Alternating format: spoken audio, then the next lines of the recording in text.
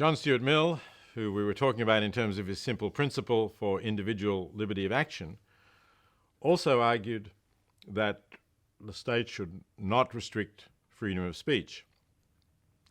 He argued in particular that we can never be sure that a particular view that the majority might hold is actually right, and that even if it is right, to prohibit anybody from contesting it turns it into a kind of a dead dogma. That if we really want to understand the reasons why a widely, even universally or almost universally accepted position is right, we need to have people to challenge it so that we can then restate the arguments in favour of it. I think Mill was right about that. I favour the arguments for the widest possible freedom of speech. The only circumstances in which I think we could justify a restriction is where speech is not really even intended to advance or defend some proposition, some claim by reason and argument, by producing evidence or arguments for a particular belief, but where the speech is simply the venting of hatred or contempt or despising of particular people on grounds of their race or ethnicity or religion or sex or other matters of that kind.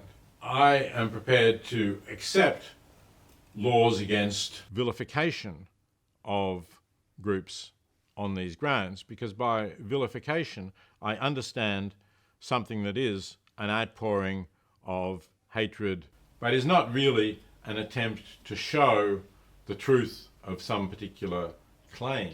But where there is the presentation of evidence and reasoning to defend some particular claim, I think we should not prevent the expression of those views, even if we ourselves are convinced that the views are wrong, even if we think that the views are potentially harmful. I think we have to have enough confidence in the idea that the free exchange of opinion, of evidence, of fact, of argument will lead us to better judgments or a better understanding of the reasons for holding certain views. And I have to say that I have become uncomfortable in recent years by attempts by people with whom I'm broadly in political sympathy to prevent those with different political views from having a platform, from being able to speak openly about controversial questions.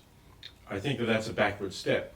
If you look at the history of debates about freedom of speech, it used to be the right that was trying to prevent the expression of progressive ideas. It would be, for example, the churches that would prohibit atheists from arguing against religion. They would say that's blasphemy and blasphemy has to be prohibited. Or, particularly in the United States, they would try to prevent the expression of ideas by communists and socialists and other radicals. Some years ago I received an award from the Political Science Department of the University of Pennsylvania. It was called Helen and Scott Nearing Award. Scott Nearing was a left-wing economist at the University of Pennsylvania who was sacked for expressing socialist progressive ideas in his economics teaching. And that's pretty typical of what the restriction of freedom of speech was like 100 or 80 years ago. But today things seem to have swung around in the other direction, that people have become more sensitive about ideas that they reject. For example, might talk about differences between people of different races or between people of different sexes, which might question some of the proposals that are made in relation to gender identity changes. And it's become harder for people with views that are out of that general spectrum of views that are widely accepted in progressive political circles, it's become harder for them to express their ideas. Sometimes they've been subject to a lot of personal attack and vilification. They've been denied venues to speak at, or they've been shouted down or howled down. And I think that this is a mistake. I think that this is closing off discussion in ways that we should be open to. Yes, people may be hurt by some things that are said. They may find it offensive, but the proper reply to that is to argue against it. It's not to prevent those views being expressed. If we are trying to achieve progressive political change, in a democratic society, we should try to use the conventional channels for achieving change. We should try to elect people who support the views that we hold. But what if those channels are not working? Are we ever justified in going outside those channels and breaking the law in order to achieve those goals? I think that we can be justified in doing that. I think that we need to recognize that democratic channels do not work perfectly, that sometimes we need to show the strength and depth of our opposition to some things that are happening in our society, and civil disobedience can be a legitimate way of doing that. As civil disobedience was practiced by Gandhi, by Martin Luther King, those are things that generally are accepted and applauded. The United States celebrates a public holiday for Martin Luther King's birthday. I think there are other situations in which that is true too. Some people, for example, have engaged in civil disobedience for animal rights. The question for me about that is that going to be an effective tactic? It's not that it's wrong in itself. It's certainly true that animals don't have the chance to vote and people need to stand up for them. And you might well feel that voting is not enough. We need to try to engage in some way of getting more public attention to this issue and what we're actually inflicting on animals as part of the process of turning them into food or using them as tools for research. Similarly, in the case of climate change, future generations have no vote. They're not taken into account in our political system, and I think it can be legitimate to go beyond voting in elections to try to make it clear to people what is at stake in those issues. So as long as we're talking about a non-violent political protest, I think that can be defensible. In civil disobedience, as properly understood, as Martin Luther King emphasized, we are not really disrespecting the law. We are showing our respect for the law by being willing to accept the penalty that the law imposes on us for our acts.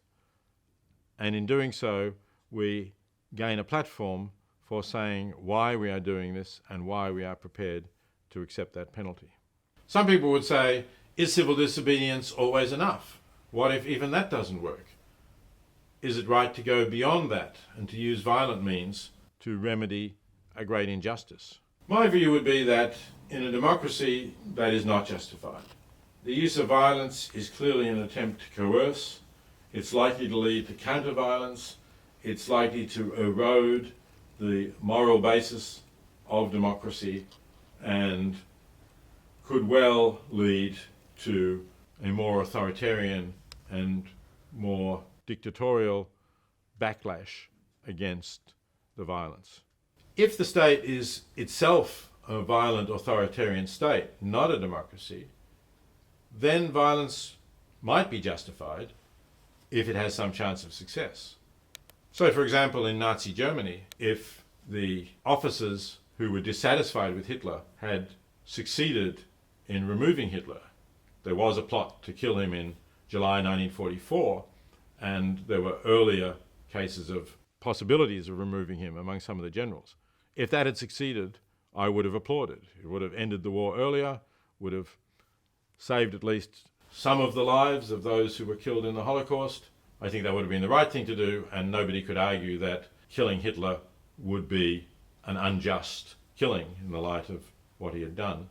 So yes, there are extreme cases where political violence can be justified, but not if there is a democratic system or something that is close to a democracy.